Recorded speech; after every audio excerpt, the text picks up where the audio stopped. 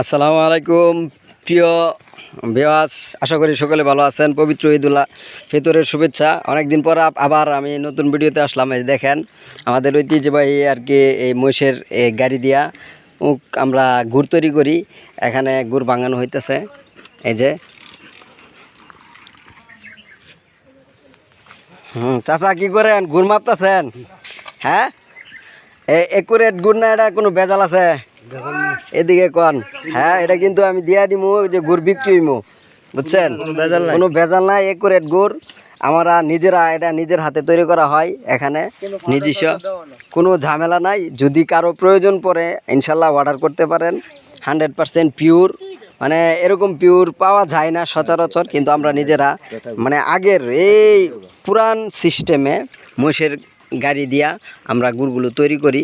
তো আপনাদের যাদের প্রয়োজন পড়ে আপনারা অর্ডার করতে পারেন।